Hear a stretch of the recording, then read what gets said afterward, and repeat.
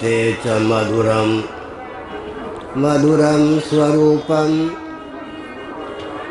कर्म पीते च मधुरम मधुरा स्मृतिश्च बुद्धिं प्रबोधय प्रभो मधुबोध शक्तिं विद्यां प्रयच्छ परमां परिभावयामि कोमलं कूजयन् वेणुं श्यामलोऽयं कुमारकः वेदवेद्यं परं ब्रह्म भासतां हृदये मम कूजन्तं राम रामेति मधुरं मधुराक्षरम् आरुह्य कविता शाखां वन्दे वाल्मीकिकोकिलम् निगमकल्पतरोर्गलितं फलं शुकमुखादमृतद्रवसंयुतं पिबत भागवतं रसमालयं मुहुरहो रसिका भुवि भावुकः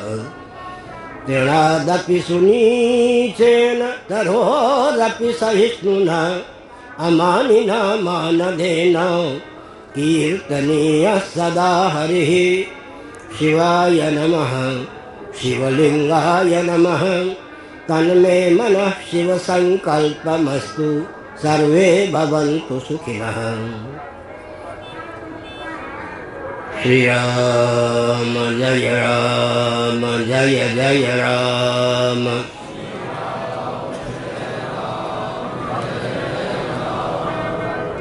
धर्म की अधर्म का प्राणियों में विश्व का गो माता की गोहत्या भारत अखंड हो। गिने चुने वर्षों में पाकिस्तान भारत हो, बांग्लादेश भारत हो, चीन के पास खिसकी धरती भारत की धरती हो, मानसरोवर और कैलाश भारत के तीर्थ हों, शक्ति समन्वित सामंजस्य के बल पर शीघ्र ही भारत अखंड हो। भारत सर्वभूत हृदय धर्म सम्राट श्री स्वामी करपात्री जी महाराज की, श्री जगन्नाथ महाप्रभु की, श्री बलभद्र महाप्रभु की, भगवती सुभद्रा देवी की, तीर्थराज प्रयाग की। हर हर महादेव। गोविंद जय जय गोपाल जय जय।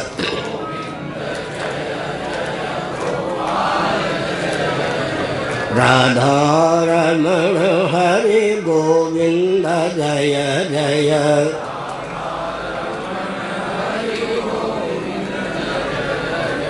गोविंद जय जय गोपाल जय जय।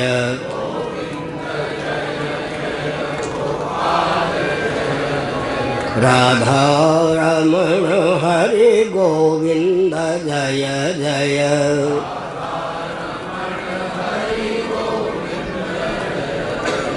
गोविंद जय जय गोपाल जय जय।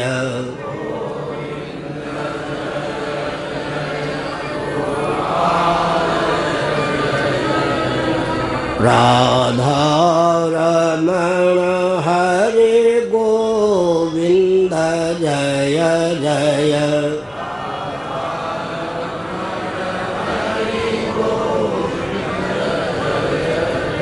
श्री वृंदावन विहारी लाल की जय।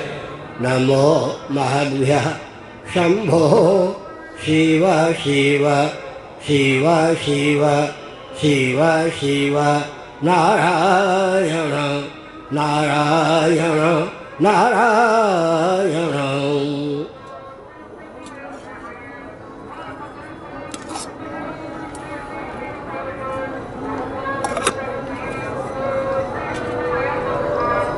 समुपस्थित समादरणीय संत वृंद, विद्वद वृंद, भक्त वृंद एवं भक्तिमती मातृशक्ति, आपकी आस्था और आपके अपनत्व की सराहना है। सज्जनों, यह भारतवर्ष विश्व का हृदय है। सच्चिदानंद स्वरूप सर्वेश्वर श्री रामकृष्ण आदि रूपों में यही अवतीर्ण होते हैं। कारक कोटि के महापुरुष भी यहाँ अवतीर्ण होते हैं। भारतवर्ष दिशाहीन न हो, अपने अस्तित्व और आदर्श को उद्दीप्त करता रहे, यह हमारा आपका पवित्र दायित्व सिद्ध होता है। हमने कल संकेत किया था, इस संक्रमण काल में किस अमोघ उपाय का आलंबन लें कि हम विश्व स्तर पर स्वस्थ क्रांति को उद्भासित कर सकते हैं, इस पर विचार करने की आवश्यकता है। कल भी मैंने कहा था, बौद्धों ने हमारे एक सिद्धांत को अपने शब्दों में गुम्फित किया, तत्व पक्षपातो ही स्वभावो धियाम। जीव का, उसकी बुद्धि का स्वभाव है तथ्य का, तत्व का पक्षधर होना। हमारे लिए विजय श्री प्राप्त करने का अमोघ यह सूत्र है। फिर से सुनिए, तत्व पक्षपातो ही स्वभावो धियाम। जीव का, उसकी बुद्धि का स्वभाव है तथ्य का, तत्व का पक्षधर हो जाना। आतंकवादी भी तथ्य के प्रति समर्पित होता है, उसकी बुद्धि तथ्य का, सत्य का ही समर्थन करती है। यदि हम दर्शन, विज्ञान और व्यवहार में सामंजस्य साधकर देश काल परिस्थिति का ध्यान रखते हुए विश्व स्तर पर तथ्य को ख्यापित करें तो पूरा विश्व उसे स्वीकार करेगा और कर भी रहा है। जो राजनीति की परिभाषा गुरु गोविंद और ग्रंथ की कृपा से उद्भासित की गई है,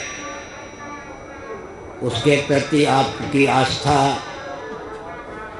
बनी है, यह जानकर मुझे प्रसन्नता है। फिर से सुनिए, सुसंस्कृत, सुशिक्षित, सुरक्षित, संपन्न, सेवा परायण, स्वस्थ, सर्वहितप्रद व्यक्ति और समाज की संरचना वैदिक वाङ्मय के अनुसार राजनीति की स्वस्थ परिभाषा विश्व स्तर पर सिद्ध होती है।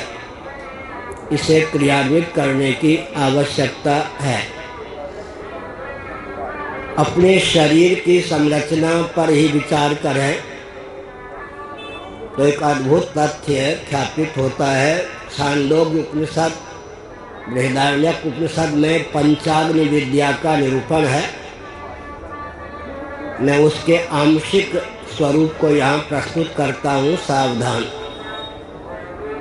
हम आप जो जीव होते हैं, पर्जन्य सुवृष्टि के माध्यम से अन्न भावापन्न हो जाते हैं, उद्भिज्ज प्राणी, स्थावर प्राणी बन जाते हैं तादात्म्यापत्ति के बल पर। उसके बाद माता पिता के शरीर में आकर हम स्वेदज प्राणी हो जाते हैं। स्वेद शब्द पारिभाषिक है, रज और वीर्य से जीव की तादात्म्यापत्ति हो जाती है। फिर पिता के तेज के प्रभाव से माता के गर्भ में हम अंडज प्राणी हो जाते हैं, अंडाकार पिंड बन जाते हैं। और हम मनुष्य हैं, माँ के गर्भ से जन्म लेने पर हम जरायुज हो जाते हैं। जूलॉजी, बॉटनी, इन सब का अध्ययन करके अंत में सार क्या निकला? मनुष्य शरीर की संरचना पर विचार करें तो हमारा पूर्व रूप क्या है? अंडज। उससे पूर्व रूप क्या है? स्वेदज। उससे पूर्व रूप क्या है? उद्भिज्य। इसका अर्थ है कि 4 प्रकार के जो जीव होते हैं, स्थावर जंगम प्राणियों के 2 भेद हो जाते हैं, उद्भिज्य, स्वेदज, अंडज, जरायुज। या जो मनुष्य शरीर हमको प्राप्त हुआ है 3 घाटियों को पार करके जरायुज शरीर माना जाता है। केवल इस तथ्य को अनुभव करने पर हम अपने जीवन का उपयोग और विनियोग सबके हित में अवश्य कर सकते हैं। एक संकेत करना आवश्यक है कि इस रॉकेट, कंप्यूटर, एटम, मोबाइल के युग में भी हम हर दृष्टि से अपने सिद्धांत की सहिष्णुता विश्व में उत्पन्न कर सकते हैं। जो जटिल घाटियाँ मेरे सामने 50 वर्षों में आई, 60 वर्ष मुझे इस वेश में हो गए। 17-18 साल की आयु में इस वेश में मैं आ गया था। तो मैं संकेत करना उचित समझता हूँ, सावधान।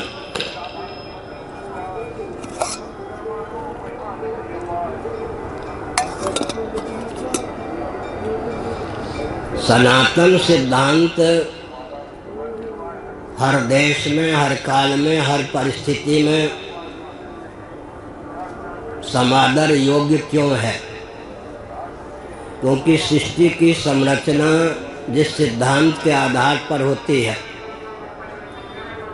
सृष्टि का पालन जिस सिद्धांत के आधार पर होता है, सृष्टि का संभरण जिस सिद्धांत के आधार पर होता है, पृथ्वी, जल, तेज, वायु, आकाश, अव्यक्त और आत्मा, इन तत्वों में जो सिद्धांत क्रियान्वित है उसके आधार पर हम जीवन और जीविका का मार्ग प्रशस्त करते हैं, अपने जीवन को विकसित करते हैं। इसलिए कोई भी सनातन सिद्धांत को चुनौती दे दे यह संभव नहीं है। आवश्यकता इस बात की है कि दर्शन, विज्ञान और व्यवहार में सामंजस्य साधकर हम बोलने और लिखने का प्रयास करें। सबसे जटिल समस्या को कल मैंने प्रस्तुत की। मनुस्मृति को जलाने वाले व्यक्तियों को भी मैंने देखा है। मुक्तानंद सरस्वती एक सन्यासी थे, वो मनुस्मृति जला करके आए थे वृंदावन में। लेकिन मैंने कल एक संकेत किया, जिन जिन शासकों के शासन तंत्र की प्रशंसा की जाती है, उन शासकों के शासन काल में किस संविधान को क्रियान्वित किया गया जिसके बल पर उन शासकों की, उनके शासन की प्रशंसा की जाती है? विश्व स्तर पर यह विचारणीय प्रश्न है। मैं नाम लेता हूँ। अंग्रेज़ों के शासन काल में, कल भी मैंने कहा था, जो अच्छाइयाँ थीं उनके मूल की ओर आप जाइए। मनुस्मृति का उन्होंने अंग्रेजी में अनुवाद करके जितने अंशों में अपने शासन काल में उसे क्रियान्वित किया, उतने ही अंशों में अंग्रेज़ों के शासन की आज भी प्रशंसा की जाती है। शिवाजी की प्रशंसा क्यों करते हैं? चंद्रगुप्त मौर्य की प्रशंसा क्यों करते हैं? विक्रमादित्य जी की प्रशंसा क्यों करते हैं? धर्मराज युधिष्ठिर की प्रशंसा क्यों करते हैं? मर्यादा पुरुषोत्तम रामभद्र की प्रशंसा क्यों करते हैं? रघु, दिलीप, नहुष इत्यादि राजर्षियों की प्रशंसा क्यों करते हैं? उनके शासन काल की प्रशंसा क्यों करते हैं? उनके शासन की प्रशंसा क्यों करते हैं? वैदिक संविधान जो मनुस्मृति है, उसको उन्होंने अपने शासन काल में क्रियान्वित किया, व्यावहारिक रूप दिया। इस ढंग से अगर हम भाव को व्यक्त करते हैं तो मनुस्मृति के प्रति गिने चुने अदूरदर्शी सत्तालोलुप राजनेताओं ने जो अनास्था उत्पन्न कर दी, उस पर सुगमता पूर्वक पानी फिर सकता है। मनु शब्द का प्रयोग उपनिषदों में कई बार हुआ है। सावधान, मनु का अर्थ होता है सज्जनों मंत्र। मनु शब्द का अर्थ होता है मंत्र। फिर व्यक्ति विशेष के लिए जब मनु शब्द का प्रयोग होता है, मंत्रार्थवित, मंत्रार्थवित मंत्र के अर्थ को जानने वाला, मंत्रद्रष्टा, मंत्रद्रष्टा, मंत्रार्थवित और मंत्र मनु शब्द का अर्थ है। मनु ने जो कुछ लिखा वो भेषज है, शतपथ ब्राह्मण इत्यादि का उद्घोष है। भगवत पाद शिवावतार शंकराचार्य महाभाग ने मनुस्मृति की प्रशंसा करते हुए एक संकेत किया।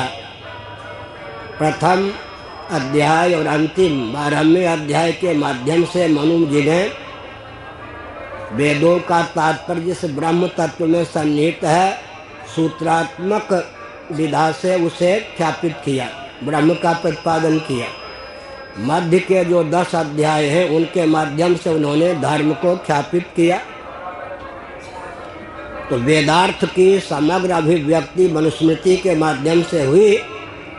उस मनुस्मृति के प्रति जो आक्रोश है वो कूटनीति का फल है, अंग्रेजों की दुराभिसंधि का फल है। उस पर पानी फेरने के लिए यह बहुत आवश्यक है।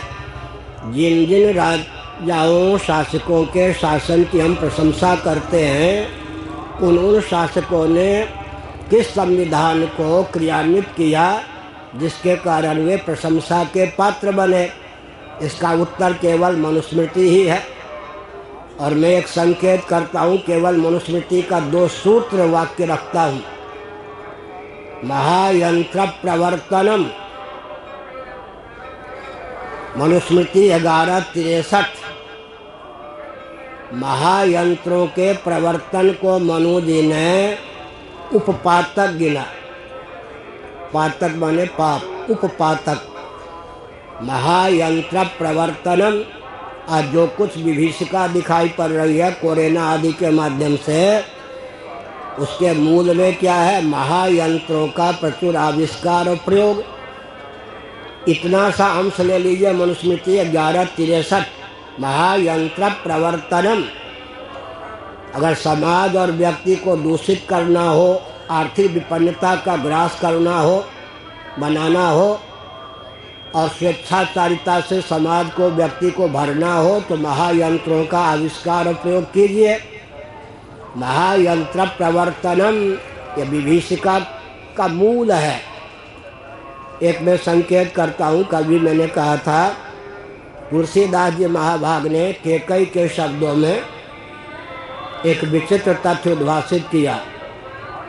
केकई ने महाराजा धीराज दशरथ जी को ताना कसते हुए कहा, राजन, एक व्यक्ति एक कालावत छेदेन एक साथ गाल फुला के रह ले और ठहाका मार के हंस ले संभव नहीं है।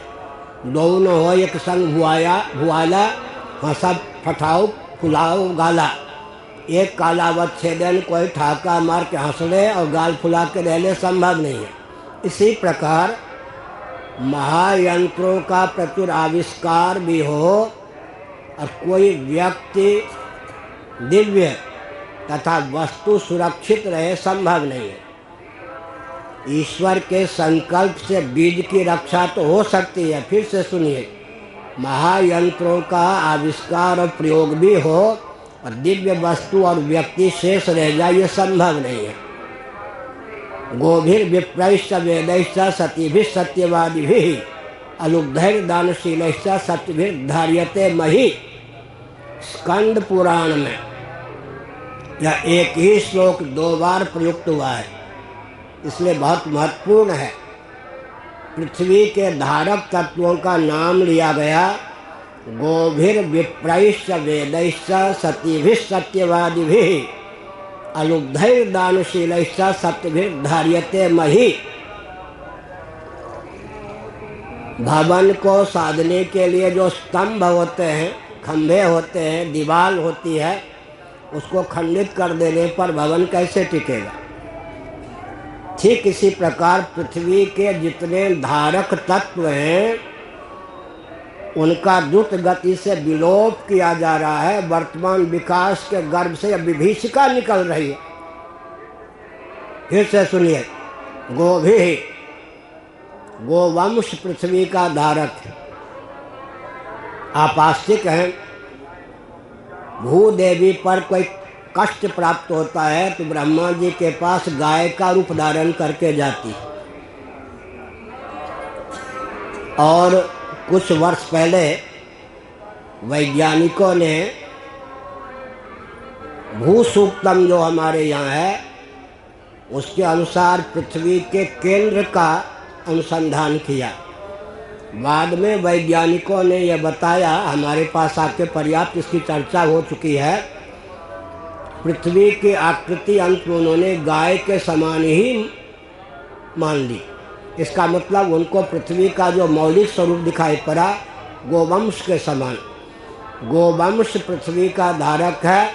इसमें कृषि विज्ञान भी पूरा आ गया। मैं संकेत करता हूँ, व्याख्या अधिक हो सकती है। गोभी छलवल डंके की चोट से गोवंश को विकृत और विलुप्त करने का षड्यंत्र चल रहा है। पृथ्वी के जो धारक तत्व हैं उनको विकृत और विलुप्त करने पर विकास के नाम पर विनाश ही हो सकता है। अंधी पीछे बिल्ली खाए, कुत्ती खाए। विप्रैश्च सदाचार संयम संपन्न वेदज्ञ ब्राह्मणों के द्वारा पृथ्वी प्रतिष्ठित है। ब्राह्मणों को गाली देकर, जिनके पूर्वजों ने धर्मशास्त्र, अर्थशास्त्र, कामशास्त्र, मोक्ष शास्त्र, नीति शास्त्र दिया, उनको गाली देकर अंग्रेजों की कुछ कूटनीति के चपेट में आकर पृथ्वी के धारक तत्व को ही विकृत और विलुप्त करने का भरसक प्रयास किया गया। आज भी षड्यंत्र चल रहा है कि ब्राह्मणों को विकृत किया जाए और ब्राह्मणों की परंपरा विलुप्त कर दी जाए, जबकि ये पृथ्वी के धारक है। गोभिर विप्रैश्च वेदैश्च, वेद ऋक् यजुः साम और अथर्व, ये जो वेद हैं पृथ्वी के धारक हैं। इसका अर्थ क्या है? वेदों का पर्यवसान कल मैंने कहा था एकाक्षर ब्रह्म प्रणव में है, ओम में है। ओम इत्येकाक्षरम ब्रह्म, गीता। और ओम के लिए लिखा गया है मांडुक्य उपनिषद में, यच्चत्रिकालातीतम तदप्योंकार एव। काल गर्भित ही नहीं, कालातीत पदार्थों को भी उद्भासित करने की क्षमता वेद बीज प्रणव में सन्निहित है। सर्वे वेदा यत्पद मामनन्ति, सकल ज्ञान विज्ञान के स्रोत। कल मैंने कहा था याज्ञवल्क्य स्मृति के अनुसार 14 विद्या के प्रभेद हैं, उनमें अतिरिक्त विद्या का सन्निवेश है। शिव पुराण के अनुसार विद्या के 18 मुख्य प्रभेद हैं। शीतोपनिषद में गायत्री छंद की दृष्टि से विद्या के 24 मुख्य प्रभेद हैं। और शुक्र नीति बहुत अद्भुत ग्रंथ है। शुक्र नीति के अनुसार विद्या के 32 प्रभेद सिद्ध होते हैं, कला के 64 प्रभेद सिद्ध होते हैं। इसका अर्थ क्या है? वेद पृथ्वी के धारक हैं। वैदिक ज्ञान विज्ञान का विलोप हो जाने पर पृथ्वी टिक नहीं सकती है। गोभिर विप्रैश्च वेदैश्च, सती भी, सती साध्वी देवियों को क्लब आदि के माध्यम से विकास के नाम पर विकृत और दूषित करने का प्रयत्न चल रहा है। विश्व स्तर का षड्यंत्र है। सत्यवादी भी, तुलसीदास जी का प्रयास रहा है कोई भी ऐसा दोहा, कोई भी ऐसा छंद ना बनावे जिसमें रा या मोह का सन्निवेश ना हो। लेकिन झूठा ही लेना, झूठा ही देना, झूठा ही भोजन, झूठ चबेना में रा और मोह का सन्निवेश जानबूझ के नहीं किया। श्रीमद् भागवत के एक श्लोक का यह अनुवाद है, झूठा ही लेना, झूठा ही देना। सत्यवादियों के द्वारा पृथ्वी को धारण करने वाले, पृथ्वी को धारण करने वाले सत्यवादी हैं। सत्यवादियों का द्रुत गति से विलोप हो रहा है। अलुब्धई है, निर्लोभ व्यक्तियों का द्रुत गति से विलोप हो रहा है। और धर्मशीलश्च, धर्मशीलों का द्रुत गति से विलोप हो रहा है। पृथ्वी के धारक तत्व को ही विकृत और विलुप्त करने का विश्व स्तर पर षड्यंत्र चल रहा है। तो कम से कम आँख पे जो पट्टी डाले हुए हैं, तुम करते क्या हो भाई? पृथ्वी के धारक तत्व को विकृत और विलुप्त करते हो विकास के नाम पर। यह बुद्धिहीनता की पराकाष्ठा है। और ले लीजिए साथ महाभारत के अनुसार, ये मैंने स्कंद पुराण के अनुसार कहा। महाभारत के अनुसार धर्मः कामश्च कालश्च वसुर्वासुकिरेव च अनंतः कपिलश्चैव सप्तैते धरणी धराः। पृथ्वी के धारक कौन है? धर्म है। धारणा धर्म। कल हमने धर्म की बृहद व्याख्या की थी यहाँ पर। धर्म है। अब माननीय उच्चतम न्यायालय का मैंने नाम लिया। न्यायालय की अपनी सीमा होती है। न्याय के नाम पर कुछ निर्णय देने की अपनी सीमा होती है, वो सब हम लोग जानते हैं। बाल ठाकरे के समय में परिस्थिति विशेष में न्यायाधीशों ने एक वाक्य कहा उच्चतम न्यायालय की दृष्टि से, हिंदू धर्म नहीं, हिंदू विचारधारा है। उसके बाद आप लोग कहते हैं मैं धार्मिक नहीं हूँ, हिंदू धर्म नहीं है, हिंदू एक विचारधारा है। धार्मिक कहने में ही व्यक्ति को लगता है कि हम हीन हो गए। बड़ी विचित्र बात। धारणा धर्म, कल हमने इसकी व्याख्या की। पार्थिव प्रपंच को धारण करने वाली पृथ्वी धर्म है। सन्निकट निर्विशेषता के कारण पृथ्वी को धारण करने वाला जल धर्म है। सन्निकट निर्विशेषता के कारण जल को धारण करने वाला अग्नि तत्व तेज धर्म है। तेज को धारण करने वाला सन्निकट निर्विशेषता के कारण पवन या वायु धर्म है। और वायु को धारण करने वाला सन्निकट निर्विशेषता के कारण आकाश धर्म है। मैंने कई बार सन्निकट निर्विशेष शब्द का प्रयोग किया।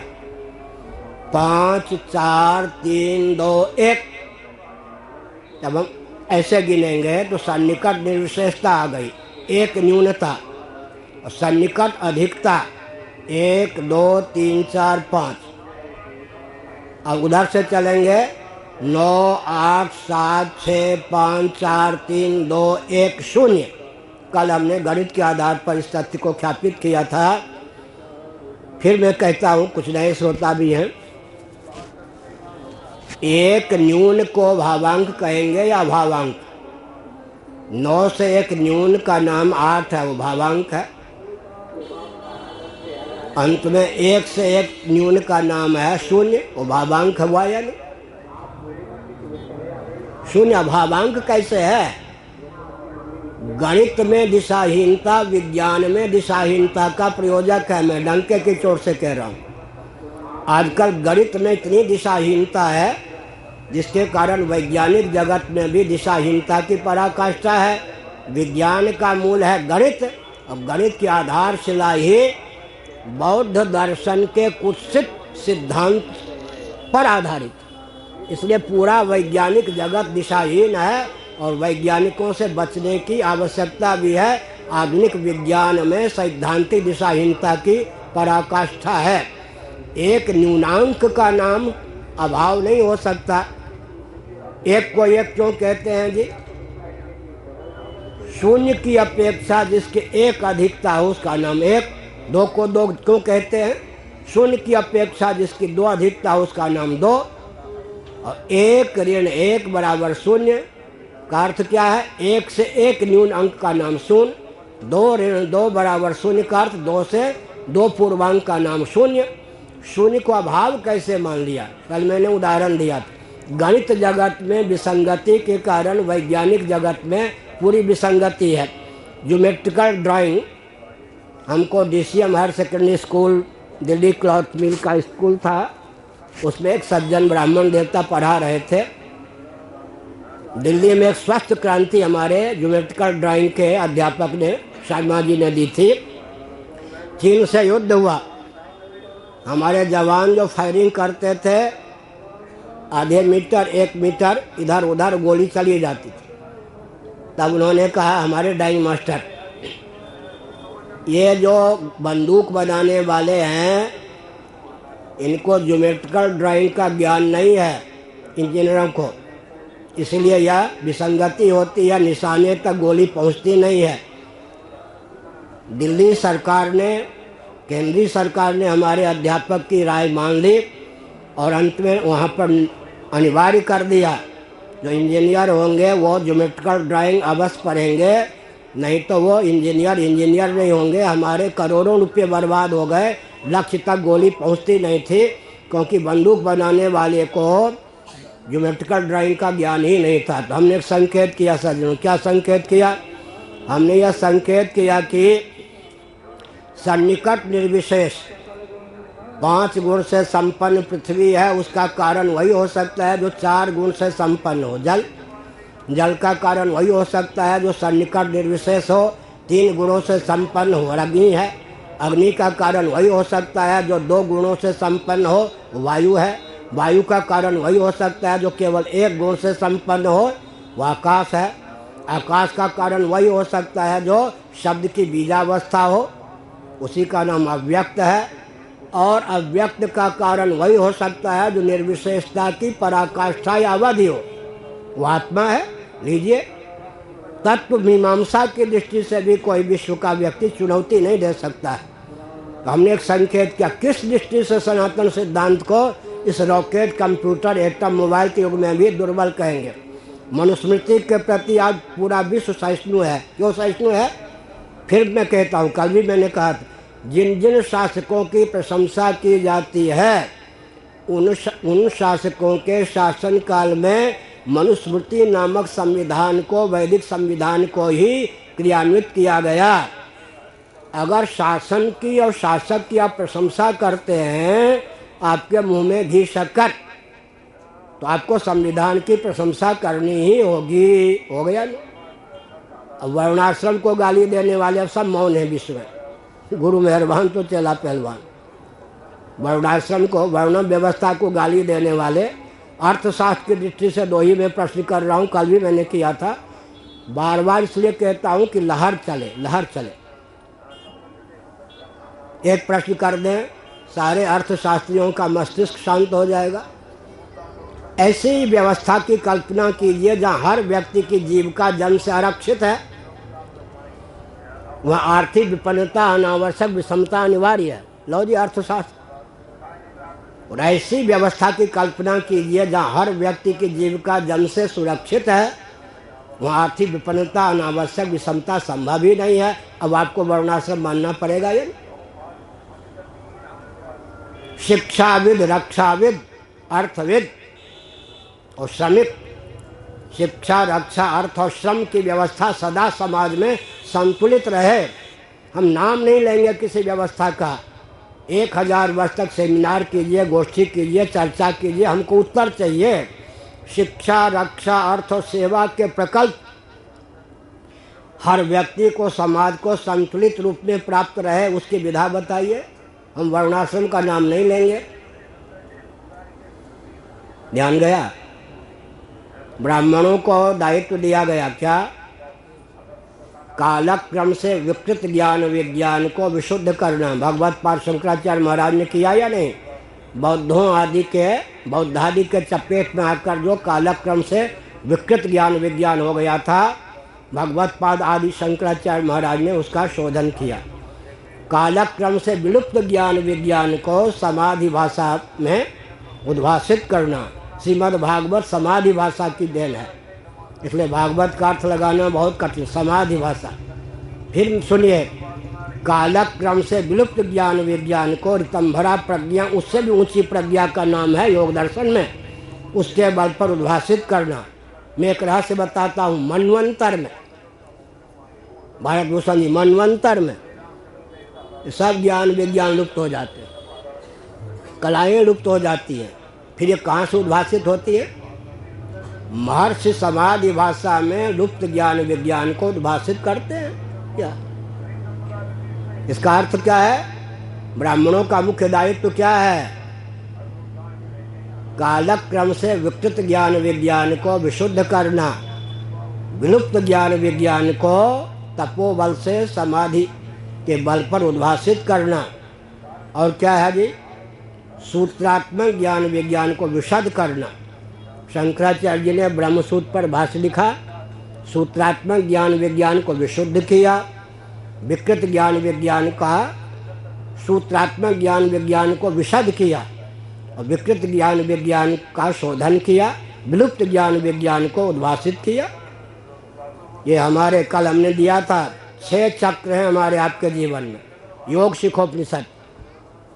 6 चक्रों में 4 आमनाय पीठ हैं, आमनाय चक्र हैं, उनमें अक्षरों का सन्निवेश है। आमनाय चक्र योग दृष्टि से, दिव्य दृष्टि से भगवत पाद शंकराचार्य महाभाग ने योग शिखोपनिषद के अनुसार हमारे आपके जीवन में जो 4 आमनाय पीठ हैं, अनुग्रह पूर्वक भारतवर्ष में 4 आमनाय पीठों की प्रस्थापना की। इसका अर्थ क्या है? कालक्रम से जो विलुप्त ज्ञान विज्ञान है उसको उद्भासित करना, सूत्रात्मक ज्ञान विज्ञान को विशुद्ध करना, विकृत ज्ञान विज्ञान को क्या करना?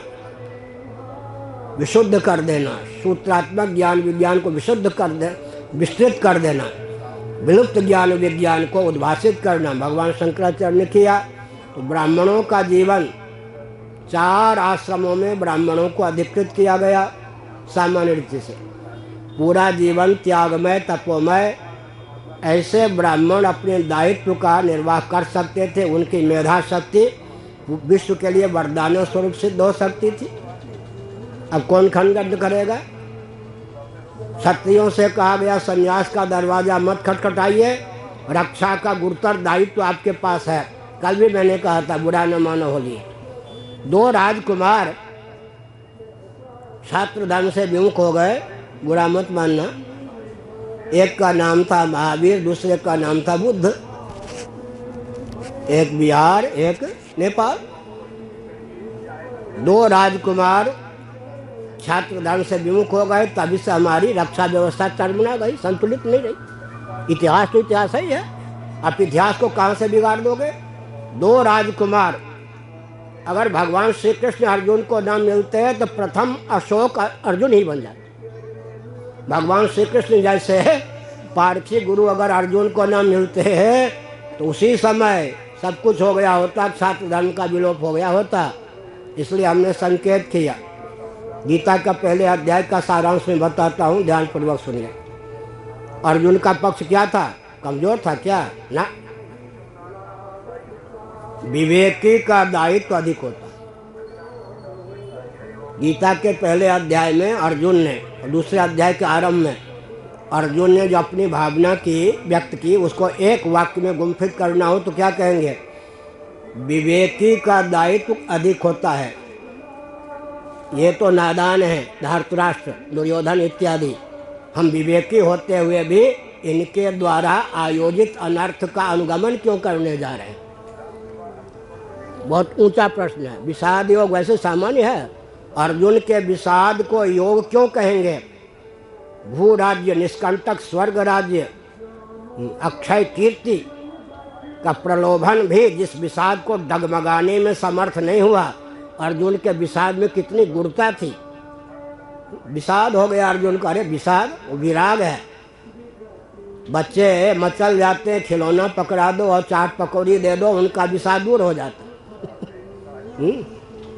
कई व्यक्ति आंदोलन करने जाते हैं, सरकार को चटा देती है, वो गंगा और राम जी सबको भूल जाते। क्या मतलब हुआ?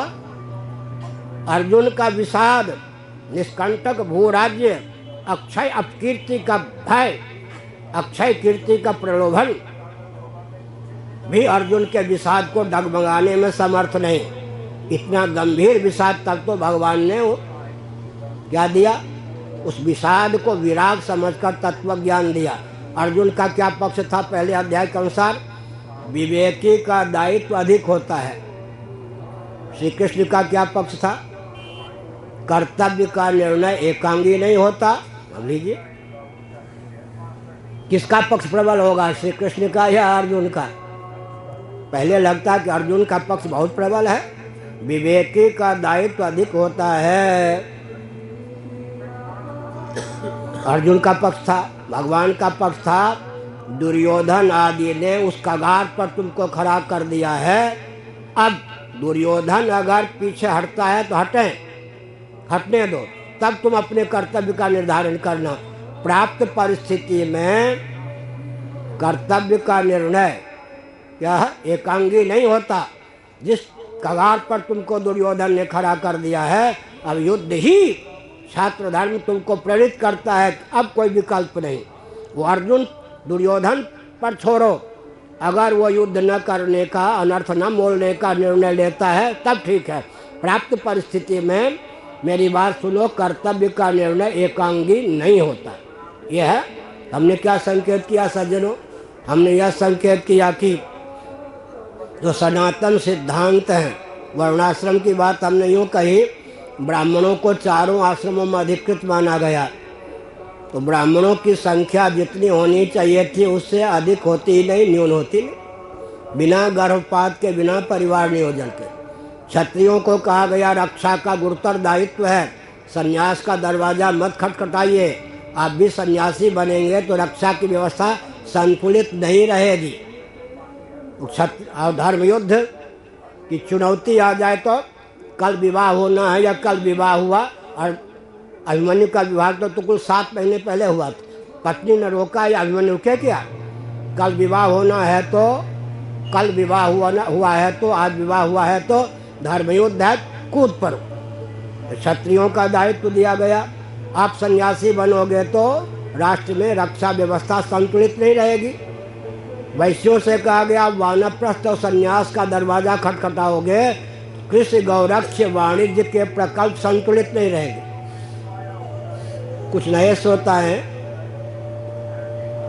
गीता का 18वां अध्याय माननीय श्री मोदी जी इतना सा सूत्रात्मक वाक्य प्राप्त परिस्थिति के लिए वरदान है। कृषि गौरक्ष वाणिज्यम वैश्य कर्म स्वभावजम, 18वां अध्याय। भारत भूषण ये ध्यान दीजिए, गौरक्ष को, गोपालन को मध्य में रखा भगवान, कृषि और वाणिज्य को अगल बगल। एक वर्ग और एक व्यक्ति के पास तीनों दायित्व होता था, तो तीनों में सामंजस्य साधने में सफल होता था या नहीं। अब वाणिज्य वाले कृषि के लिए और गोरक्षा के लिए, गोपालन के लिए, पशुपालन के लिए घातक हो गए या नहीं, कृषि वाले गोपालन के लिए भी घातक हो गए या नहीं। देश का विकास हो ही नहीं सकता है। अदूरदर्शिता की पराकाष्ठा, सत्ता लोलुपता की पराकाष्ठा। प्राप्त परिस्थिति में किसानों, जो तुम सर इतने ठंड में दिल्ली को घेरे हुए हो, सुन लो, आप भी दिशाहीन हो। कृषि गौरक्ष वाणिज्यम वैश्य कर्म स्वभावजम, गौरक्ष को भगवान ने बीच में रखा, वैज्ञानिकता, देहली दीपन न्याय, अर्थात वाणिज्य के द्वारा भी गोवंश का क्या संरक्षण हो, हृष्टपुष्ट गाय सांड सबको मिले, और कृषि में भी गोवंश का संरक्षण हो, उपयोग हो गोबर इत्यादि का। अब कभी भी भारत के विकास का मार्ग प्रशस्त करना होगा, इन तीनों में सामंजस्य साधना होगा। कृषि गौरक्ष वाणिज्यम वैश्य कर्म स्वभावजम, अगल बगल के पोषण में गोवंश का उपयोग है। अब कृषि में भी गोवंश का उपयोग नहीं है और वाणिज्य में भी गोवंश के मांस का उपयोग है, गोरस आदि का, हृष्टपुष्ट बैल इत्यादि का उपयोग नहीं है। बीच के दोनों घातक बन गए, किसान भी मरते रहेंगे, व्यापारी भी मरते रहेंगे, और गाय का अभिशाप होने के कारण कोई भी शासक सफल नहीं होगा। अदूरदर्शिता की पराकाष्ठा। एक एक हमारे शास्त्र का वचन, एक एक सूत्र वरदान स्वरूप सिद्ध हो सकता है। आज जो भी परिस्थिति है, कृषि गौरक्ष वाणिज्यम वैश्य कर्म स्वभावजम, तीनों एक वर्ग के पास, एक व्यक्ति के पास हो तो स्वाभाविक रूप से तीनों में संतुलन सध सकता है। तो हमने अब तक यह कहा सज्जनों, किस दृष्टि से, अर्थ की दृष्टि से अगर आप सनातन वैदिक सिद्धांत को कोसते हैं, कोस नहीं सकते, क्योंकि आर्थिक विपन्नता अमेरिका को भी प्राप्त है। आर्थिक विपन्नता के ग्रास से कोई भी देश मुक्त हो ही नहीं सकता। क्यों नहीं मुक्त हो सकता?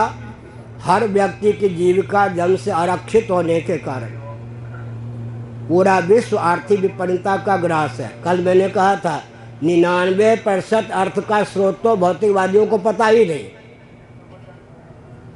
वो हम लोगों को पता है।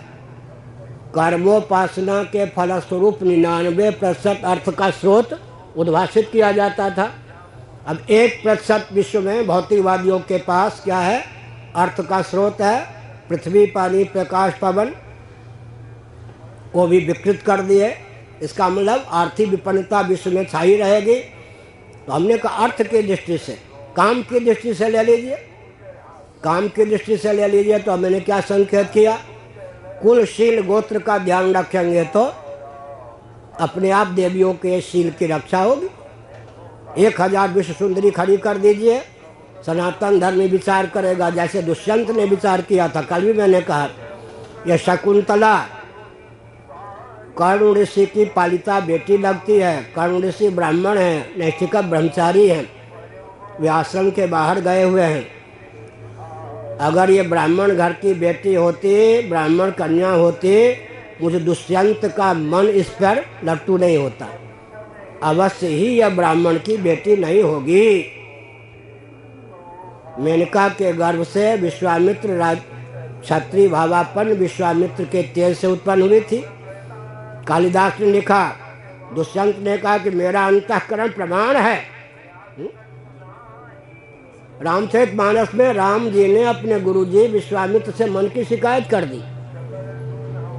पुष्प पाटिका में मैंने जनक जी के पालिता एक कुमारी कन्या को देखा, मेरा मन कुछ विचलित हुआ।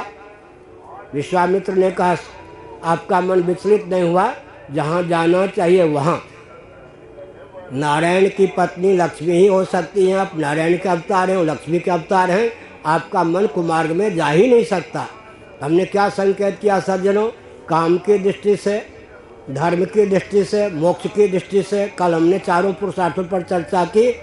किस दृष्टि से आप वर्णाश्रम व्यवस्था को कोसेंगे? जनसंख्या की दृष्टि से मैंने अभी बताया, चारों आश्रमों में जब ब्राह्मण अधिकृत किए गए, उनकी संख्या जितनी होनी चाहिए उससे अधिक हो ही नहीं सकती। 3 आश्रमों में क्षत्रिय अधिकृत किए गए तो उनकी संख्या जितनी होनी चाहिए उतनी होती थी स्वाभाविक रूप से। 2 आश्रमों में वैश्य अधिकृत किए गए, उनकी संख्या जितनी होनी थी उतनी। शूद्रों को कहा गया गुरुकुल वानप्रस्थ संन्यास का दरवाज़ा मत खटखटाइए, आपको श्रम का, कुटीर उद्योग का, लघु उद्योग का गुरुतर दायित्व प्राप्त है। उनकी संख्या जितनी होनी चाहिए थी उससे अधिक हो ही नहीं सकती थी, कम हो ही नहीं सकती है थी। किस दृष्टि से हम वर्णाश्रम को कोसेंगे? शील की रक्षा की दृष्टि से, अर्थ की दृष्टि से, काम की दृष्टि से, धर्म की दृष्टि से, मोक्ष की दृष्टि से। और उनसे एक बात है, फल चौर्य सनातन धर्म में नहीं है। पूज्य गुरुदेव का वाक्य है, धर्म सम्राट कटपात्री ये महाभाग ने हमको बताया, किसी को फल से वंचित नहीं किया गया। लोग लगाते हैं ना, ये ब्राह्मण, ये क्षत्रिय, ये वैश्य, ये सब क्या बवाल डाल दिया। अभी इस पर भी बोलूँगा मैं। फल से किसी को वंचित नहीं किया गया। स्वे स्वे कर्मण्य अभिरता संसिद्धिम लभते नरः स्वकर्मणा तमभ्यर्च्य सिद्धिम विन्दति मानवः 18वां अध्याय। और तेपि यान्ति पराम गतिम 8वां 9वां अध्याय गीता देखिए। एक सफाई कर्मी धर्म बुद्धि से झाड़ू देता है गली में, उसको भी वही पद प्राप्त होगा। फल से किसी को वंचित नहीं किया गया। ध्यान है, मैं निराग्नि हूँ, सन्यासी हूँ, भोजन नहीं बना सकता, मुझे दंड दिया जाएगा कि तुम्हें भोजन नहीं दिया जाएगा, दंड दिया जाएगा। फल से हमको वंचित नहीं किया जा सकता, भोजन हमको मिलेगा। तो जब फल से किसी को वंचित नहीं किया गया तो हमने कहा कि शिक्षा, रक्षा, अर्थ और सेवा की व्यवस्था सदा संतुलित रहे। एक और विचित्र बात है, इस समय जो एलिजाबेथ या एलिजबेथ हैं, वे थे 94 साल की हैं, अभी जयंती मनाई गई थी। उनके परिवार के व्यक्ति सम्मिलित नहीं हुए थे इस बार। वो महारानी है। वैकल्पिक राजवंश अंग्रेजों के लिए वरदान, हमारे लिए परंपरा का राजवंश अभिशाप। बात समझ में आ सकती है? पोप ब्राह्मण नहीं होते, वैकल्पिक ब्राह्मण। पोप क्रिश्चियनों के लिए वरदान और परंपरा प्राप्त ब्राह्मण हमारे लिए अभिशाप। कोई समझ में आ सकता है क्या इसका मतलब? इसलिए हमने संकेत किया कि अब एक विचित्र बात, युक्तियों की बात लीजिए, मान लीजिए ये पूंछ है, मैं अपने कमरे में कोई रक्षा विभाग का व्यक्ति हूँ, बैठा हूँ, ये राजौरी है, ये पूंछ है, ये है, यहाँ से ना भेजो, यहाँ से हटाओ, ये सब। एक विभाग में भी शेष 4 विभाग की आवश्यकता होगी या नहीं? सिर का हिस्सा एक है, हाथ का हिस्सा एक है, 2, पेट का हिस्सा एक है, पाँव का हिस्सा एक है, मलमूत्र के द्वार है या नहीं? 5 विभाग तो हमारे आपके शरीर में है। किसी से द्वेष करेंगे जीवन रहेगा? मलमूत्र के द्वार को भी नष्ट करना चाहेंगे, जीवन रहेगा क्या? इसका अर्थ यह है, बहुत ऊंची बात है, ध्यान दीजिए। वर्णाश्रम को कोसने वालों, इसकी उपयोगिता तो समझो तुम। 5 विभाग के बिना काम नहीं चलेगा। एक विभाग में भी शेष 4 विभाग, इतने से सब सहमत हैं। अब एक मैं प्रश्न करता हूँ, परंपरा से चिर है या 5 विभाग से चिर है? इतनी सी बात है। 5 विभाग से चिर है क्या? अरे 5 विभाग तो चाहिए, जो हमारे शरीर में 5 विभाग है। 5 विभाग से तो चिर नहीं है। चिर है तो आप जीवित नहीं रह सकते। अब इतनी सी बात है ना, वर्णाश्रम को कोसने वालों को मैं कहता हूँ कि इतनी सी बात है ना कि परंपरा से ब्राह्मण, क्षत्रिय, वैश्य, शूद्र, सफाई कर्मी आदि अंत्यक, या प्रशिक्षण के बल पर, शिक्षण के बल पर, इतनी सी बात है यार। 5 से परहेज है क्या? नहीं ना। अब लीजिए, जैसे में प्रशिक्षण के बल पर जब आप ब्राह्मण इत्यादि बनाएंगे, जैसे हर समाजी सज्जन बनाते हैं, समय का अधिक उपयोग होगा, संपत्ति का अधिक उपयोग होगा, फिर भी संस्कार का आधार नहीं होगा। इस दोष का निवारण कीजिए। ये हाथ है, हाथ। किस विश्वविद्यालय में इन भुजदंडों को प्रशिक्षण प्राप्त हुआ कि शरीर के किसी अंग या प्रत्यंग पर वार की संभावना हो तो टूटने फूटने की चिंता किए बिना अपने आप को यूँ कर दो। नैयायिकों की शैली में बोलूँ तो परंपरा प्राप्त निसर्ग सिद्ध संस्कार संवेद ये भुजदंड परंपरा प्राप्त निसर्ग सिद्ध संस्कार संवेद ये भुजदंड है या नहीं? इसका मतलब कृत्रिम ब्राह्मण आदि, जहाँ वर्ण संकर सब हो गए, अमेरिका, ब्रिटेन, वो हमारे आदर्श नहीं है। उनके लिए लाचारी है कृत्रिम ब्राह्मण बनावे, कृत्रिम क्षत्रिय बनावे, कृत्रिम वैश्य बनावे, कृत्रिम शूद्र बनावे, कृत्रिम सफाई कर्मी बनावे। हमारी लाचारी तो नहीं है ना। परंपरा से इतने से चिर है ना भारत में नेताओं को। ठीक है, ब्राह्मण विभाग, क्षत्रिय विभाग, वैश्य विभाग, शूद्र विभाग, सफाई विभाग, 5 विभाग से तो परहेज नहीं है। समाज नहीं चलेगा, एक विभाग नहीं चलेगा। परंपरा से परहेज है। प्रशिक्षण के बल पर जब आप शिक्षाविद, रक्षाविद बनाएंगे, समय अधिक लगेगा, संपत्ति का अधिक विनियोग होगा, फिर भी संस्कार का आधान नहीं हो सकेगा। ये 3 दोष हो गए या नहीं? समय अधिक लगेगा, संपत्ति अधिक लगेगी, फिर भी संस्कार का आधान नहीं हो सकेगा। पाँव को हाथ का संस्कार देना चाहेंगे तो कितना भी प्रशिक्षण दें, पाँव को हाथ बना के तो काम नहीं कर सकते। वो तो हाथ का काम हाथ ही करेगा। अब और एक विचित्र बात है, प्रशिक्षण के बल पर तो पहले, दूसरे, तीसरे में ही सब भर जाएंगे। झक मार कर के ही कोई शायद 5वें कॉलम में, विभाग में, अंत्य विभाग में, सफाई आदि में जा सके। इसका मतलब क्या हुआ? इसका अर्थ क्या हुआ जी? परंपरा को नहीं मानेंगे, असंतुलन बना रहेगा। उस शाप से आप मुक्त नहीं हो सकते हैं। अर्थ की दृष्टि से मैंने कहा, काम की दृष्टि से कहा, धर्म की दृष्टि से कहा और मोक्ष की दृष्टि से भी कहा। कल तो हमने संकेत किया सज्जनों, इस रॉकेट, कंप्यूटर, एटम, मोबाइल के युग में भी सनातन सिद्धांत की विजय है। सनातन सिद्धांत की। अभी जो विज्ञान आदि में दिशाहीनता है, कुछ महानुभाव कह रहे थे, ओझाजी आदि, उसको भी सही दिशा देने के लिए क्या है? वेदादि शास्त्रों के सूत्र हैं। वेदादि शास्त्रों के जो सूत्र हैं, एक विचित्र बात यह है कि अभी गुरुकुल की शिक्षा पद्धति विलुप्त हो गई। परंपरा से वेदाध्ययन इत्यादि विलुप्त है। आर्षक ग्रंथों का, वैदिक वाङ्मय का अध्ययन परंपरा से लुप्त है। इसलिए राष्ट्र का पतन हो रहा है। राजनीति की भी परिभाषा जो कल हमने बताई, हमारे पास 7-8 वर्ष पहले आए होंगे केजरीवाल, हमने कहा इसमें दोष निकालो दिल्ली में, हम तो नहीं निकाल सकते।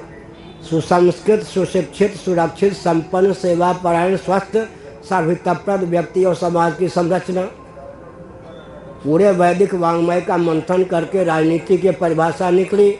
इसमें आप कुछ दोष बताएंगे, हम नाराज नहीं होंगे, प्रसन्न होंगे। हम गुणग्राही हैं, समझ गए। हम सीखते ज़्यादा हैं, सिखाते कम। आजकल सिखाने का युग भी नहीं। जिसकी ओर देखता हूँ लगता है वो मुझको 50 साल पढ़ाने के लिए तैयार है, मैं इसको क्या बताऊँगा। क्या कुछ देना भी चाहूँ, बहुत से अद्भुत ज्ञान विज्ञान है जो मैं प्रकट भी नहीं कर पाता। किसी को कुछ देना भी चाहूँ तो लगता है मैं इसे क्या दूंगा, वो तो मुझे 50 साल पढ़ाने के लिए तैयार है, तो मैं ही सीख लेता हूँ, तुम ना सीखो भाई। हम तो हर समय सीखते रहते हैं। हमने क्या संकेत किया? हमने यह संकेत किया कि नान्य पंथा विद्यते यनाया, विकल्प। विकल्प का अर्थ होता है स्वर्ण भस्म सुलभ नहीं है तो स्वर्ण माक्षिक से काम चला लो। स्वर्ण भस्म सुलभ नहीं है तो स्वर्ण माक्षिक से काम चला लो। जहाँ सब वर्ण संकर हो गए वहाँ तो कृत्रिम ब्राह्मण आदि चाहिए। हमारे यहाँ ये विकल्प क्यों तैयार किया जा रहा है, जबकि परंपरा प्राप्त ब्राह्मण इत्यादि हैं। इसलिए कुएं में भांग पड़ी है। अर्थ की दृष्टि से विपन्नता, रक्षा की दृष्टि से भी। जुकाम का बहाना लेकर मोर्चे से भगने वाले व्यक्ति होते हैं, भगे हैं, सीमा से भगे हैं जुकाम का बहाना लेकर। कुछ पहले पठानकोट में आज्ञा नहीं दे रहा था अपने मिलिट्री को, अपने व्यक्तियों को, पाकिस्तान वाले मारे जा रहे थे। अंत में एक को गुस्सा आया, उसने हाथ ही काट दिया, अपने ऑफिसर हाथ काट दिया। उसका समर्थन नहीं करता हूँ। अरे हमको ये मारे जा रहे हैं, तुम आज्ञा नहीं दे रहे हो फायरिंग करने के लिए, इसका मतलब क्या हुआ? इसका अर्थ क्या हुआ सज्जनों? इसलिए आप कहेंगे महाभारत में लिखा है कोल, भील, किरात आदि को भी सेना में भर्ती करना चाहिए। अंत्यज जाति कोल, भील, किरात ये लड़ने में बहादुर हैं। कोल, भील, किरात इनको भी सेना में रखना चाहिए। तो देश की सुरक्षा की दृष्टि से भी सनातन वर्णाश्रम व्यवस्था को कोसने पर तो काम नहीं चलेगा। इसलिए हमने आज ये कहा शरीर का विज्ञान भी वसुधैव कुटुम्बकम की दृष्टि से पृथ्वी कुपित ना हो, जल कुपित ना हो, तेज कुपित ना हो, वायु कुपित ना हो, और आर्थिक दृष्टि से भी हम सबसे अधिक समृद्ध हों, देवियों के शील की रक्षा हो, और हर प्रकार से हमारा देश उन्नत हो। इसलिए और कोई उपाय या मार्ग नहीं है। सनातन वैदिक सिद्धांत को आवश्यकता इस बात की है कि दर्शन, विज्ञान, व्यवहार में सामंजस्य साध करके विश्व स्तर पर इसको प्रसारित करें। अभी एक बहुत अच्छा अवसर है। मैं तो 2 ही सूत्र पे काम कर रहा हूँ। तत्व पक्षपातो ही स्वभावो धियाम। बुद्धि का स्वभाव है, जीव का स्वभाव है तथ्य का पक्षधर होना। कहीं कम्युनिस्ट, क्रिश्चियन, मुस्लिम तंत्र किसी ओर से मेरा खंडन नहीं हो रहा। ये ज्ञान की बात हुई या मेरी बात? हारमोन्स का शरीर है, कहीं से विश्व में मेरा खंडन क्यों नहीं हो रहा है जी? दर्शन, विज्ञान, व्यवहार तीनों में सामंजस्य साधकर बोलता हूँ। कोई खंडन कर ही नहीं सकता। और देखिए कोई तंत्र सफल नहीं हो सकता। क्यों नहीं हो सकता? किसी के यहाँ दर्शन, विज्ञान, व्यवहार में सामंजस्य साधने की विधा नहीं। दर्शन, विज्ञान, व्यवहार तीनों में सामंजस्य साधने की किसी अन्य तंत्र में विधा ही नहीं है। किसी अन्य तंत्र में विधा नहीं है। बहुत बढ़िया। एक जगह सागर में था, 5-7 मिनट और मध्य प्रदेश में एक युवक खड़े हो गए। उन्होंने प्रश्न किया, महाराज हाइड्रोजन ऑक्सीजन अमुक अनुपात में मिलाते हैं 2:2, ये सब जो फार्मूला चलता है वो जल बन जाता है। हमारे यहाँ सिद्धांत प्रयोग में नहीं उतर पाते। हमें नहीं मालूम था कि किस संप्रदाय का है। युवक था, सूटेड बूटेड। हमने कहा नहीं, हमारे यहाँ जो सिद्धांत निर्धारित है प्रयोग में ज्यों के त्यों आ जाता है। 15-20 मिनट तक मैंने समझाया। उसके बाद कहा कि किस कुल से संबद्ध हो, किस विचारधारा से संबद्ध हो। उसने कहा मैं जैन हूँ। हमने कहा हो, तुम अपने यहाँ का अनुभव बता रहे हो, निंदा में तात्पर्य नहीं है। सुनिए, फिर से सुनिए। सिद्धांत प्रयोग में उतरता नहीं, उस युवक का कहना था। हमारा कहना था हर सिद्धांत प्रयोग में उतर आता है। सिद्ध किया। बाद में हमको वह युवक है जिसे पूछ लूँ कि कहाँ से संबद्ध हो, कहा जैन। हमने कहा तुम्हारे यहाँ ठीक है। बहुत गंभीर तथ्य यहाँ रखना चाहता हूँ। ये क्या धुआं है क्या? तो कर गए कृत्रिम। सुनिए, अहिंसा, सत्य, अस्तेय, ब्रह्मचर्य, अपरिग्रह, इसको जैन लोग क्या कहते हैं? पंचशील। बचपन में विद्यार्थी जीवन मुझे पंचशील पर, जैनों के पक्ष पर बोलना था। मैं जैन नहीं था। सबसे प्रथम पुरस्कार मिला था विद्यालय में, जैन सिद्धांत पर बोलने का मुझे दिया गया था विषय। इनका नाम पंचशील है, अहिंसा, सत्य, अस्तेय, ब्रह्मचर्य, अपरिग्रह। सिद्धांत हमारा, एक वाक्य बोलता हूँ, सिद्धांत हमारा प्रक्रिया, प्रोसेस, मेथड, विधा किसी और की मनोकल्पित विस्फोट हो जाएगा। इस रॉकेट, कंप्यूटर, एटम, मोबाइल के युग में भी नान्यः पंथा विद्यते नायक का स्वरूप क्या होगा? अरे सिद्धांत ही नहीं, हमारी प्रक्रिया भी आपको लेनी पड़ेगी। अथवा अगर विकल्प चाहिए तो विकल्प भी हम ही देंगे, शास्त्र ही देंगे, नहीं तो विकल्प भी आपके लिए नाशक बन जाएगा, बाधक हो जाएगा। अब अहिंसा के नाम पर बौद्धों के यहाँ, जैनों के यहाँ हिंसा का तांडव नृत्य हुआ या नहीं? 3 मुर्गी के बिना काम नहीं, संकेत नहीं पड़ जाता। 3 मुर्गी के बिना सब्जी बनती। सत्य के नाम पर व्यापार में झूठ का तांता, अस्तेय के नाम पर चोरी की पराकाष्ठा, ब्रह्मचर्य के नाम पर उनके संस्थानों में व्यभिचार की पराकाष्ठा, अपरिग्रह के नाम पर 10 पीढ़ी के लिए धन बटोरने का व्यामोह। क्या हुआ जी? ये पंचशील व्यवहार में क्यों नहीं उतरा? इस मोटे छर को, लोहे के डंडे को बाल जैसा बारीक बनाना हो, कोई प्रक्रिया अपनानी होगी या नहीं? सिद्धांत हमारा कोई ले, प्रक्रिया, प्रोसेस, मेथड अपने मनःकल्पित बना ले, सफल नहीं हो सकता। कहाँ लिखा है? कल भी मैंने कहा था, श्रीमद् भागवत 4वां स्कंद 18वां अध्याय 3, 4, 5वां श्लोक। भूदेवी ने कहा, वैदिक महर्षियों के द्वारा चिर परीक्षित और प्रयुक्त जो कृषि आदि के विज्ञान हैं, अग्निहोत्र आदि के, कृषि इत्यादि के, कृषि, गौरक्ष, वाणिज्य, श्रम, उनकी उपेक्षा करके मनःकल्पित विधा से अगर कोई लौकिक उत्कर्ष का मार्ग भी प्रशस्त करता है तो पृथु जी से भूदेवी ने कहा 4 खाने चित्त होता है। इसका मतलब बुद्धि विकसित कर सकते हैं, नई नई उद्भावना कर सकते हैं, लेकिन धुरी में, केंद्र में। इसलिए कृषि इत्यादि को लेकर जो नई उद्भावना की गई, लौकिक उत्कर्ष की भी ऋषियों ने जो विधा अपनाई है, उसके अतिरिक्त और कोई मार्ग नहीं है। तो आज के प्रवचन का सार क्या निकला? दर्शन, विज्ञान, व्यवहार, तीनों में सामंजस्य। बुश वाली बात फिर मैं कह दूं, मुझे बहुत प्रिय है। बुश के पिता भी राष्ट्रपति रह चुके थे अमेरिका के। बुश महोदय एक बार अमेरिका के राष्ट्रपति हो चुके थे, दूसरी बार होने वाले थे। उन्होंने एक वक्तव्य दिया, हमको लगा कि क्रिश्चियन तंत्र इनको खा जाएगा, कुछ नहीं खाया। बुश जी ने क्या कहा? मैं जन्मजात क्रिश्चियन हूँ, बाइबल के प्रति आस्था है, लेकिन सृष्टि की संरचना को लेकर जो बाइबल की मान्यता है उसमें मेरी आस्था नहीं है, क्योंकि विज्ञान ने उस पर पानी फेर दिया। लो, हो गया ना? तो जिसमें आस्था है उसमें भी संशय हो ही जाएगा। फिर क्या पता कोई वैज्ञानिक ऐसा आविष्कार हो, आज हम जिसमें आस्था किए हैं उस पर भी वो प्रहार कर दे तो मानेंगे?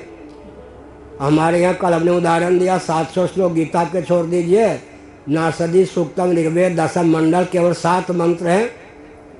7 मंत्र की व्याख्या हमारे यहाँ से प्रकाशित है। नासदी सूक्तम में 700 भी नहीं, केवल 7 मंत्र हैं। सृष्टि के जो स्वरूप का अंकन किया गया है उसको कोई वैज्ञानिक तिरस्कृत कर सकता है, उसका अनुगमन कर सकता है। इसका अर्थ क्या हुआ? उत्पत्ति विज्ञान, स्थिति विज्ञान, समृद्धि विज्ञान, निग्रह विज्ञान, अनुग्रह विज्ञान, तिरोधान विज्ञान। अब मैं साइंस का रहस्य बताता हूँ।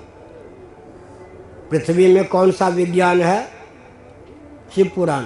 उत्पत्ति, स्थावर जंगम प्राणियों की उद्भावना पृथ्वी से होती है। जल में पालनी शक्ति है, अग्नि में संहार की शक्ति है, वायु में तिरोधान और निग्रह की शक्ति है, आकाश में अनुग्रह की शक्ति है। अब ये ले लीजिए, विज्ञान के विभेद कितने हो सकते हैं? उत्पादन, पालन, संहरण, निग्रह, तिरोधान, अनुग्रह, 6 में ही सारा विज्ञान आ गया या नहीं? इसका अर्थ क्या है? वैज्ञानिक जगत को भी हम स्वस्थ दिशा दे सकते हैं और वैज्ञानिक जगत में, वैज्ञानिकों के मस्तिष्क में, उनके विज्ञान में भी जो आवश्यक परिवर्तन की अपेक्षा है वो कर सकते हैं। इसका अर्थ हर दृष्टि से सनातन सिद्धांत समृद्ध है, उसके अनुपालन से लोक भी बनता है, परलोक भी बनता है और परमात्मा की प्राप्ति का मार्ग भी प्रशस्त होता है। कल मैंने उदाहरण दिया था या परसों दिया होगा, एका क्रिया, पद्म पुराण, एका क्रिया द्व्यर्थ करी प्रसिद्ध। उदाहरण भी वही का है। एक ब्राह्मण आम के बगीचे में देवता पितर के निमित्त तर्पण कर रहे थे। एक नास्तिक श्रोमण खड़ा था, वो तो नहीं समझ पा रहा था कि इसके द्वारा प्रदत्त जल के प्रभाव से देवता पितर तृप्त हो रहे हैं, लेकिन आम के पौध सींच रहे हैं, इसलिए खंडन नहीं कर सकते। मैंने क्या संकेत किया? मैंने संकेत किया कि सनातन सिद्धांत का अनुपालन करेगा घोर से घोर नास्तिक श्रोमण भी लौकिक उत्कर्ष को लेकर पक्षधर हुए बिना नहीं रह सकता है। हमारा खंडन कौन करेगा? ध्यान गया? एका क्रिया द्व्यर्थ करी प्रसिद्ध भोग अपवर्ग, यत् करोसि यदस्नासि यत् जुहोसि ददासि यत् तपस्यसि कौन्तेय तत्कुरुष्व मदर्पणम। भौतिकवादी भोजन करते या नहीं? हम भी करते हैं। अंतर क्या है? आकाश पाताल का अंतर। भौतिकवादी जब भोजन करते हैं तो भूख की निवृत्ति, पुष्टि, तृप्ति, 3 फल उनको प्राप्त होती है, प्राप्त होता है। हमको भी 3 फल प्राप्त होते हैं।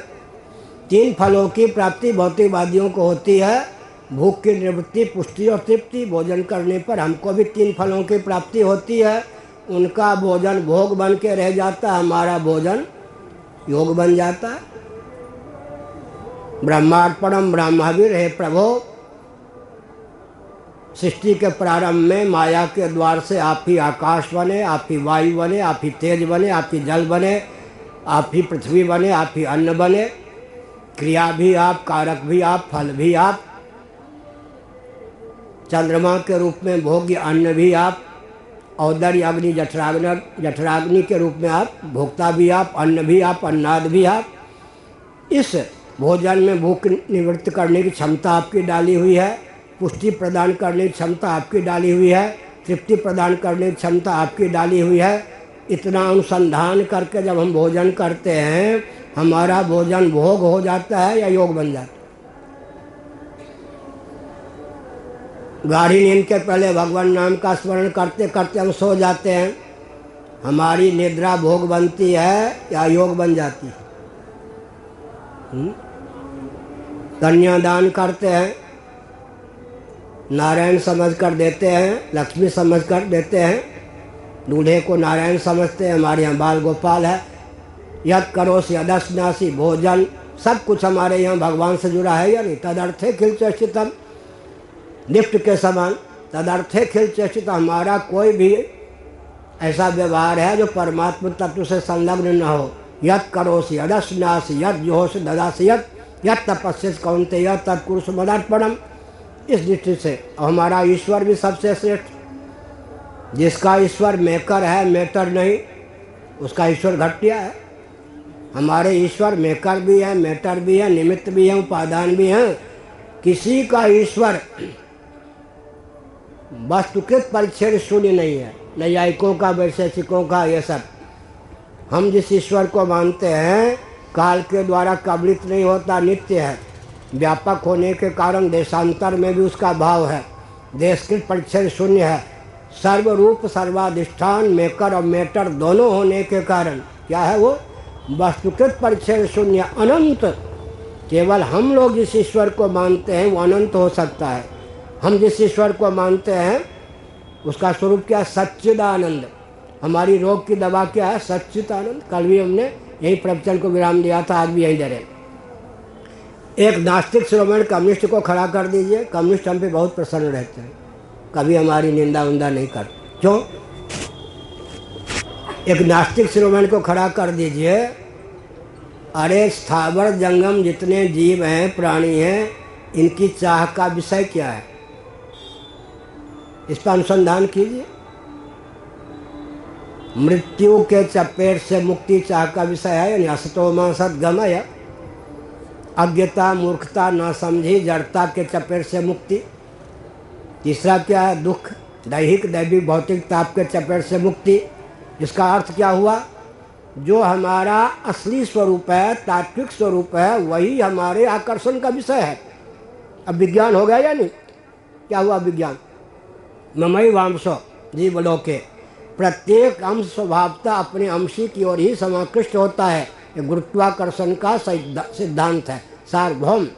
जीव के, हम जीवों के आकर्षण का विषय, हमारी चाह का विषय वही है जो हमारा तात्विक मौलिक स्वरूप है। क्या अगर कोई व्यक्ति स्वरूप से नित्य ना हो और 1000 ब्रह्मा की आयु दे दी जाए, एक ब्रह्मा जी की आयु कितनी होती है? ब्रह्मलोक के अनुसार 100 वर्ष, मर्त्यलोक के अनुसार 31 नील 10 खरब 40 अरब वर्ष। लो जी, पृथ्वी की आयु कितनी है? जल की आयु कितनी है? 31 नील 10 खरब 40 अरब वर्ष। ब्रह्मांड कितने हैं? 3.5 करोड़। कहाँ लिखा है स्कंद पुराण? ब्रह्मा जी ने कहा हम 3.5 करोड़ ब्रह्मा हैं। 3.5 क्यों? अवु म और अर्धमात्रा प्राणाव से ही सबका निर्माण होता है। 3.5 करोड़ ब्रह्मांड हैं, 3.5 करोड़ ब्रह्मा हैं। लो जी, मंत्र कितने होंगे? अनुलोम विलोम 3.5 और 3.5 7 करोड़ मंत्र हैं। बैठे बैठे क्या सबका आकलन किया जा सकता है? गुण कितने हैं? 5 ही हैं, क्योंकि 5 ज्ञानेंद्रियां हैं, कल हमने बताया। इसका अर्थ क्या है?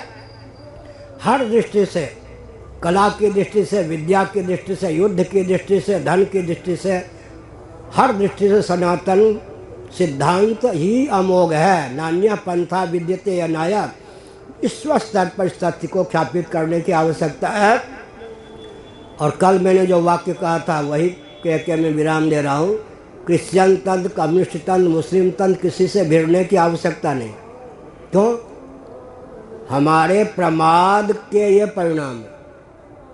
सनातन सिद्धांत को समझने में, उसके क्रियान्वयन में जो प्रमाद हुआ ना, जब से हुआ तब से इन तंत्रों की उद्भावना हुई। खूब अध्ययन कीजिए।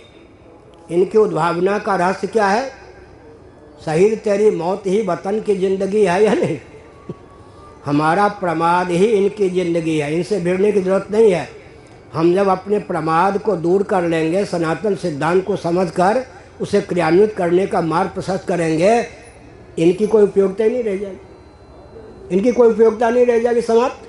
कम्युनिस्टों की उपयोगिता कब तक? मुस्लिम तंत्र की उपयोगिता कब तक? क्रिश्चियन तंत्र की उपयोगिता कब तक? जब तक हम अपने सिद्धांत को ठीक से समझकर क्रियान्वित नहीं करते, तब तक। हम क्रियान्वित करते, किसी तंत्र की आवश्यकता ही नहीं होगी, किसी भी तंत्र के अस्तित्व की स्थिति नहीं रहेगी। क्यों? हमारा प्रमाद ही इनका जीवन है। इसलिए हमने संकेत किया कि विश्व स्तर पर हर दृष्टि से, गणित की दृष्टि से कल मैंने बताया, भूल क्या है गणित में? निर्विशेष अपनी उपयोगिता सविशेष के समासित होकर सिद्ध करता है। इसका अर्थ यह नहीं कि निर्विशेष अभाव है। एक वाक्य हमने बनाया गणित जगत में स्वस्थ क्रांति के लिए, फिर से सुनिए। 0 1, कल भी उदाहरण, इकाई स्थानापन्न 1, दहाई स्थानापन्न 0, एक ही रहा या नहीं? और इकाई स्थानापन्न 0, दहाई स्थानापन्न 1, 0 ने 1 को 9 अधिक कर दिया। अब ही इस समय गणित में क्या विसंगति है? दहाई स्थानापन्न 0, इकाई स्थानापन्न 1, दहाई स्थानापन्न 0 अभाव है आजकल। इकाई स्थानापन्न 0, दहाई स्थानापन्न 1, 0 क्या है? भाव है। लो जी, अगल बगल होने से भाव अभाव हो जाता है? नहीं होता। फिर जब मैंने कहा कि एक न्यून का नाम अभाव नहीं होता, एक से एक न्यून का नाम शून्य है, जब दो से एक न्यून का नाम एक है, एक अभाव नहीं हो सकता, तो एक से एक न्यून का नाम शून्य अभाव कैसे हो सकता है? यहाँ जो भ्रम होता है कि एक दहाई स्थानापन्न शून्य इकाई स्थानापन्न तो शून्य भाव हो गया, और एक इकाई स्थानापन्न शून्य दहाई स्थानापन्न शून्य अभाव हो गया, ये नहीं। सविशेष के समाश्रित रहकर निर्विशेष की उपयोगिता सिद्ध होती है। कहाँ से बोल रहा हूँ? पंचदशी से। सत, केवल सत किसी को पकड़ में आएगा?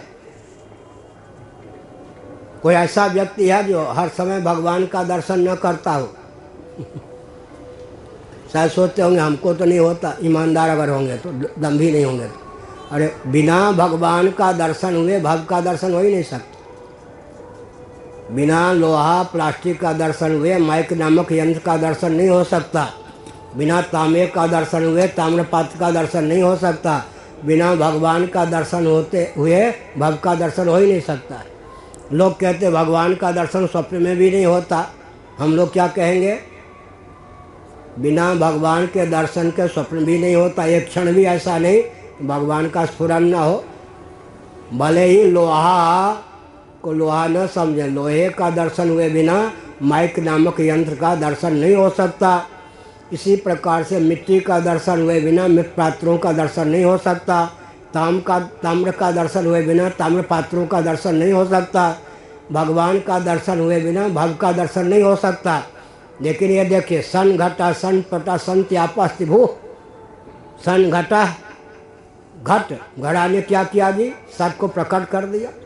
हमेशा निर्विशेष जो होता है अभाव न होकर भी सविशेष के समाश्रित रहकर अपनी उपयोगिता सिद्ध करता है। इस नियम की अनभिज्ञता के कारण शून्य को कोई अभाव कह देता है, तो बौद्धों ने आत्मा को ही अभाव रूप मान लिया। उस भ्रम को भी दूर करने की आवश्यकता है। आप मान भाव बहुत आस्थापूर्वक सर्दी के दिनों में भी दूर दूर से आते हैं। सबके प्रति अपनत्व है, सबके प्रति आस्था है। और मेरे साथ वाले जो दो चार हैं जानते हैं, मुझे कुछ नहीं लगता कि मैं कुछ जानता हूँ।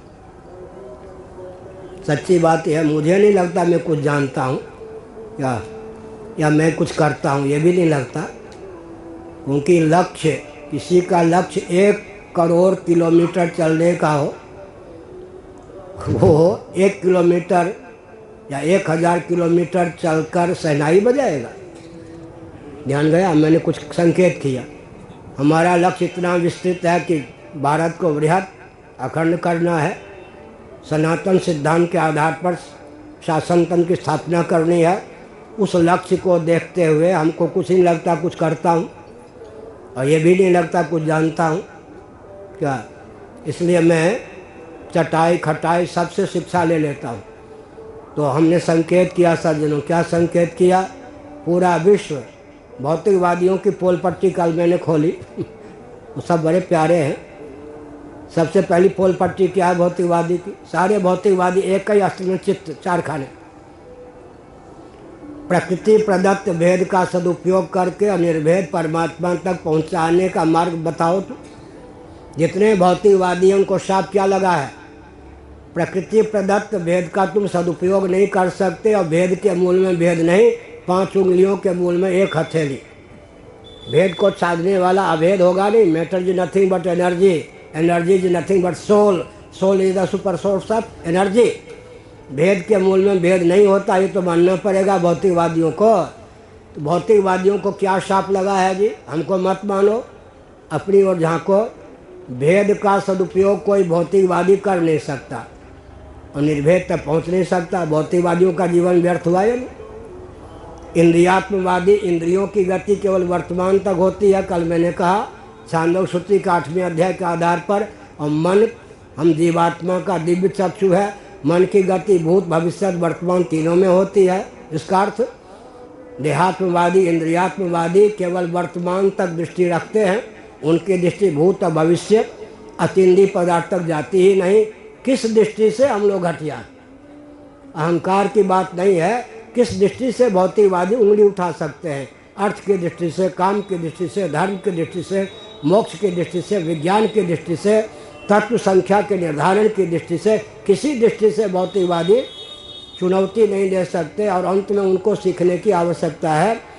इस निष्ठा के साथ तीर्थराज प्रयाग में निवास बहुत महत्वपूर्ण है। हर हर महादेव, नारायण।